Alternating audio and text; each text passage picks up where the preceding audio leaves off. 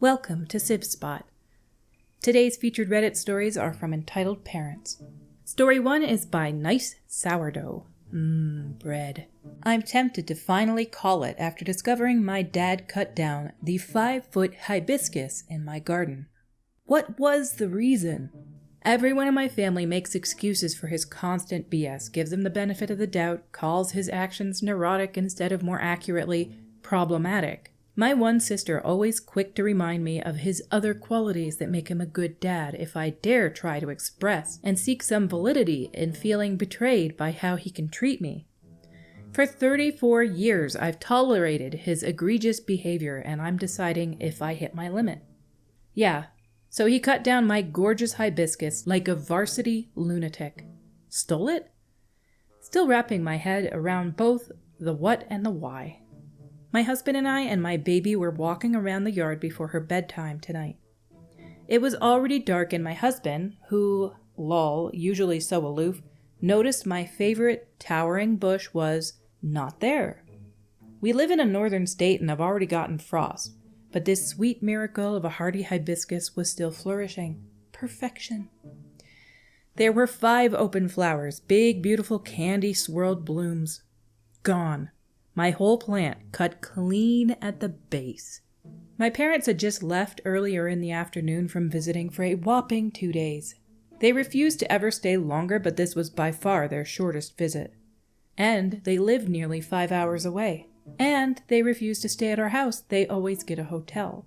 So all in all, me and my baby got to actually see them for maybe a combined 3 hours. And mostly my mom. My dad doesn't participate in quality time. It doesn't serve him. He stays outside on his phone the whole time or runs errands, or messes with or modifies my garden. He usually just plants more plants and flowers, but he's planted over tulip bulbs before and mowed my wildflowers not fully bloomed yet, because he doesn't ask and doesn't think he needs to. He just does what he wants. And if I take issue with it, he responds like I'm a jerk ingrate who has a lot of nerve to care about what the garden she tends to summer long looks like and yields. Because he's here, very briefly, 5 times a year and deserves to call those shots about a property he doesn't own. And if consequentially it actually gives me more work instead of helps me out, well, I'd better eat glass before I mention so. More examples of this in the same spirit. He's taken my car to get a tune-up while I was sleeping without my permission, and threw away so much necessary paperwork, an unused gift card, my husband's one-hitter, a couple of my daughter's toys he said were too dirty to be worth saving, plus gum, pens, and air fresheners he didn't like the smell of. Because he also got it cleaned. I was to be grateful and not inquire further or act as though those items mattered, or else. He's thrown away everything in my fridge that was open, or not to his standard. For example, a brand new thing of mayonnaise because it was Kraft instead of Hellmann's. Replaced it, quote, all, not even close, with, quote, better, what he likes, products. He's taken my dog to get groomed without her proof of rabies vaccination, without me knowing he was going. Because he's only on brand if he doesn't ask. He called me up while I was at work, hollering and cursing about how I need to get my vet to call the groomer stat because he's too old to be dealing with this kind of horse poo and I should have her tag updated and the dog is a pain in his butt and he doesn't have time for this. You better believe I did as I was told and probably apologized instead of hanging up on his butt, as a normal adult would when they're infantilized just for existing in someone else's problem. One time when I was visiting them, he decided I was drinking too much coffee. So he replaced the regular coffee grounds with decaf. One evening I saw a decaf bag of coffee in the cereal cabinet and was like, ooh, decaf, yay. And I went to make a pot. Because I'm an adult who recognizes her biology and doesn't drink caffeine after a certain time. It's as if I've fully grown and been to Earth for 30 plus years. My dad stopped me and chuckled and told me I couldn't have it. He just kept saying it was special. Wouldn't fess up as to why. My mom told me what he'd done after he started getting agitated, that I wouldn't drop it. And when I acted horrified at his actual entitlement to arbitrating my coffee consumption with basically a stunned silence, he threw his hands in the air and told me that I gotta take better care of myself while walking out of the room ending any kind of discussion before it started. I have no idea what my dad cut down the hibiscus for. I didn't even know he was in the garden while he was here. He's so sneaky for zero reason. It wasn't in their car when they left. Did he give it to someone?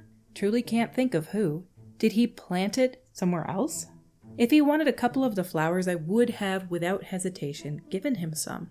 It's beneath him to ask, though.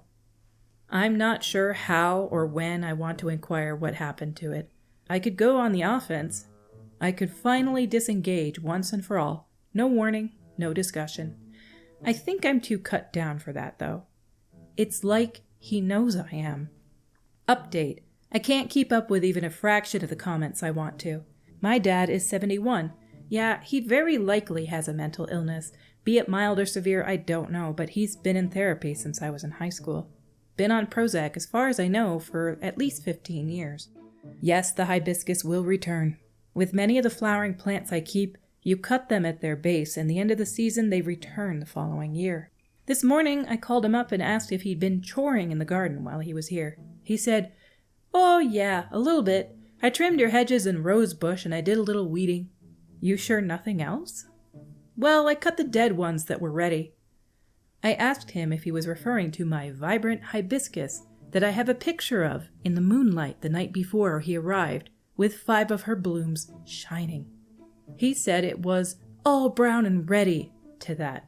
I told him I would send the picture, and the point aside was he didn't ask. He said, "I'm real sorry. I'll ask next time." I didn't let the conversation go on much longer. Told him I had to think about some stuff, and I'll call him later. Your dad definitely seems to have some sort of mental illness going on. Down in the comments by Jump Glittering 8120. Stop letting them visit your house, and if they ask why, tell them that after the hibiscus incident you do not trust your dad around your property. Let them have it. What he's doing is massively disrespectful, and if he can't respect your property, then he can see his grandchild on neutral turf. And underneath that by Rubjack. But he doesn't see his grandchild. He is not participating in quality time with the little one. Instead, he just runs havoc in his daughter's house and life. It's going to be difficult if you agree that you're too cut down for this, but it's obviously really causing you some mental strife here, OP. You need to say, "This is not okay. You don't get to do this anymore, and if you touch anything in my house at all, change anything at all in my life, without asking me or telling me about it and getting my permission, you're not going to be welcome over here anymore. That's all. I can't deal with this anymore." That's how you tell him. And though your dad seems to have these mental issues, it really does seem like he cares a lot for you. He's trying to tend to your household and make sure that you're healthier. Having a lot of caffeine is actually bad for you in the long run. I say this as a coffee drinker. I know what it does to me. I literally an hour ago had the coffee shakes and had to get some food in me because I had coffee on an empty stomach. It's not good for you to have your heart racing all the time. But I would also be able to tell the difference between decaf and regular coffee. I do not like the flavor of decaf. Our next story is by CVS Now Fairy. Entitled Father Thinks He Can Control the Music My Sister Listens to. My dad is a 42 male, and he's extremely religious and is very strict when it comes to following the Bible. I am personally not religious and have told him so straight up. But he is a Christian who believes it is his God-given duty to teach his children about the Word of God so they can inherit his kingdom, etc., etc. He follows the Bible to a T and expects his children to honor it as well. This includes monitoring what my sisters wear so they can be modest Christian women, controlling their relationships so they don't try to have premarital sex, and now it has gone as far as what music they listen to. All our lives, we were only allowed to listen to gospel growing up. Ugh. I'm not a fan of gospel. Whenever we were hosting a family function at our home or just having music play while we were cleaning our house, it was always gospel. He believes any other genre, regardless of what it is devilish and satanic. I'm serious. However, me and my sisters don't give an F and listen to whatever we want with our AirPods or headphones in, and when we're in our cars. One of my sisters, who's 17, was listening to her music with her AirPods in today, and our dad questioned her about what she was listening to. When she told him, he told her he doesn't want her listening to that stuff and that she needs Jesus. She sent me a screenshot of a text he sent her saying the same thing about an hour or so after the verbal incident. It's effing ridiculous. I don't care about his beliefs or the fact that he is our father. He doesn't have the right to tell her she can't listen to anything other than gospel. Like, it boggles my mind that he thinks he can control that. The nerve of some religious folk is absolutely insane. I cannot say it any more perfectly than your last sentence did right there. Some religious folk. The nerve of some religious folk is absolutely insane. There are so many good religious people out there. My grandparents, for example, the nicest Catholic people on the planet, don't ever say boo. They're just so helpful. They're so sweet. They're so kind. And then there's some people who are religious fanatics. And it sounds like this person's dad is a religious fanatic. You need Jesus. You guys are almost to the age where you can absolutely get the F out of that house. Cut ties. Get away from this crazy person because he is only going to ruin your life and try to control every single little thing you do. Move out. Get away from him and be yourself. Our next story is by See You Later 99. Entitled mother got mad at the zoo because my boyfriend refused to fake kidnapping her kid. This is a short one, but this is just one more example of people who should not be parents. Yes, it is as wild as the title sounds. Me and my boyfriend were at the zoo enjoying our day, as we have some very rare sunshine in England. It was packed with screaming kids, and we were standing at the lion cage. And there was a kid screaming because no one could see the lions, and the kid's, I'm guessing, mother turned around and said to the child, "If you don't stop crying, that scary bad man next to you is going to kidnap you and take you away, and you will never see anyone you love again." Like, what the F? I overheard this and started laughing because I was so confused. My boyfriend just ignored it, and then the woman tapped him and said, "Go on, tell her that you will take her away if she doesn't stop crying." When my boyfriend said no, she got mad at us? Said we are a selfish couple and it's clear we don't have kids of our own, or else we would know what it's like and help her. She then proceeds to call us more names before grabbing the kid and storming off. What is wrong with some people, honestly, as if we would pretend to kidnap a child? That person is a horrible mother. This person should not be reproducing. Down in the comments by Mad Tea Party 17. While working retail, I had a mother tell her child that if they didn't behave, I was going to call the police and have the kid taken away. I told the kid I would do no such thing, and she got pissed at me. Some people shouldn't be parents. Underneath that by Night Canna. Years ago, I was sitting in a park when I saw a woman drive up to a police station, yank her maybe 7-year-old kid out of the car, drag him by the arm up to the front door, then yell at him that if he doesn't start behaving, she will leave him there, because that's where naughty boys belong. One of the worst displays of parenting I have ever witnessed.